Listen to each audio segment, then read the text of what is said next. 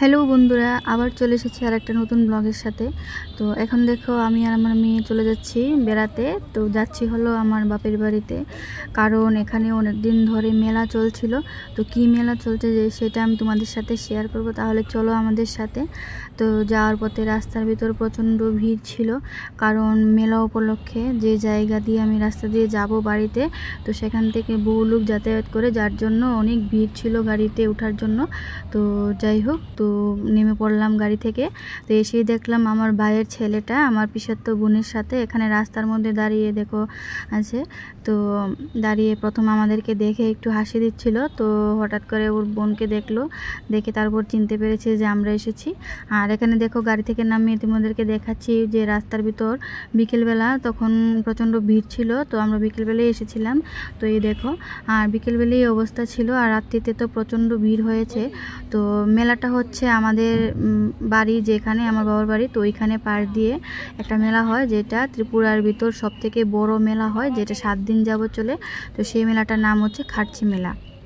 তো বাড়ি যাওয়ার পর আমরা যখন রাত্রি 11:30 বাজে, তখন আমরা মেলার উদ্দেশ্যে রওনা দিলাম, কারণ আমরা সবসময় রাত্রিতেই যাই, কারণ সন্ধ্যের দিকে প্রচণ্ড ভিড় থাকে, তাই আমরা রাত্রিবেলাতে যাই।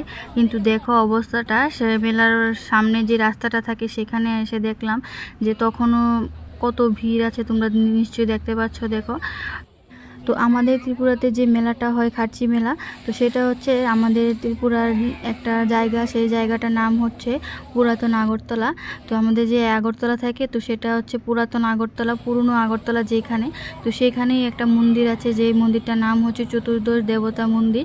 তো চতুর্দশ দেবতা মন্দির বলতে এখানে 14টা দেবতার পুজো হয়।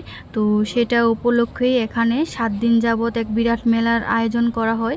তো সেটা হচ্ছে ত্রিপুরার সবথেকে, আমার জানা মতে সবথেকে বড় মেলা।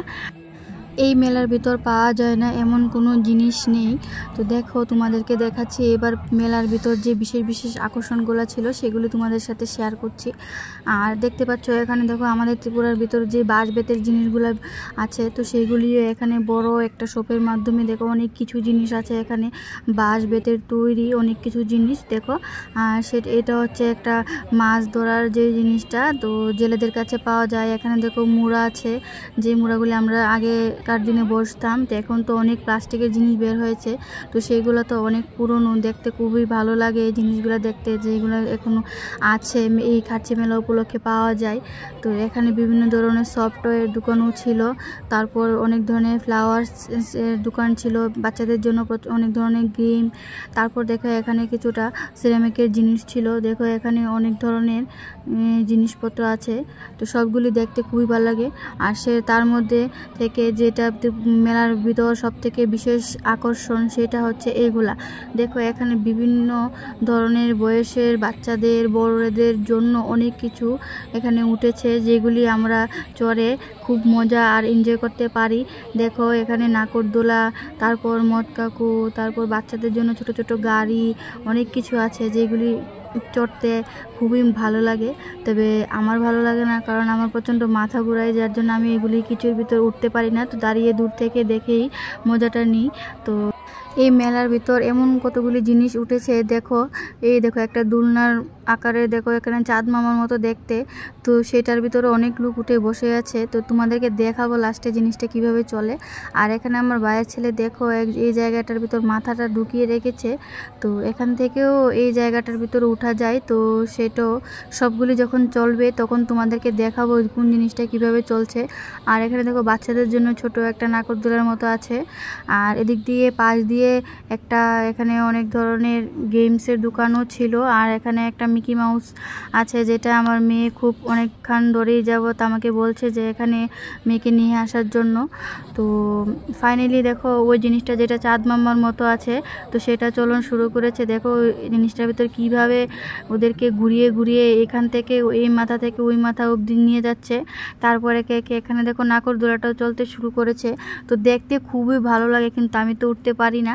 আর এই দেখো এই জিনিসটা কিভাবে চলে একটু দেখো, জাস্ট সবগুলি খালি ঘুরবে ঘুরবে। তো যাদের মাথা ঘুরায় তারা তো অবশ্যই উঠতে পারবে না, যেমন আমি। আর দেখো জিনিসটা কি অবস্থা। আর অনেক লোকই দেখছি ক্যামেরা নিয়ে ভিডিও করছে, তো আমার দ্বারা তো খুবই অসম্ভব ব্যাপার। তো দেখতে খুবই ভালো লাগে। তো তারপর আমার মেয়ে এখানে দেখো মিকি মাউসে ফাইনালি উঠে পড়লো। তো আমরা যাওয়ার আগে কিছুটা বৃষ্টি হয়েছিল, যার জন্য এই যে মিকি মাউসটা কিছুটা স্লিপ করছিল। তো আস্তে আস্তে দেখো এখানে উঠছে। তো আমি এখানে ভিডিওটা একটু ফাস্ট ফরওয়ার্ড করে দিয়েছিলাম, তো দেখতে থাকো। এই দেখো, বছরে একবার যখন এই মেলাটা আসে তখন অনেকটাই আনন্দ হয় মনের ভিতর। আর এখানে যখন আমার মেয়ে যখন উঠে দেখছিল, তো ওর ভাই দেখো এখানে ওর মার কোলে উঠে বসে। তো আমি ওকে আবার জিজ্ঞেস করছি যে তুমি উঠবে, তো ওর ইচ্ছে ছিল এখানে ওঠার জন্য, কারণ বোন এখানে মজা করছে দেখে। তো যাই হোক, ও তো একদমই ছোট, তো এখানে উঠতে পারবে না, তাই দূর থেকেই দেখছে। তো আজকে ভিডিওটা আমি এই পর্যন্তই করলাম, আর দেখা হচ্ছে নতুন আরেকটা ব্লগের সাথে। সেখানে আমি তোমাদেরকে চতুর্দশ দেবতা মন্দিরের দর্শনটা করিয়ে দেব। তো ভালো লাগলে অবশ্যই লাইক কমেন্ট শেয়ার করে দিও। Thank you.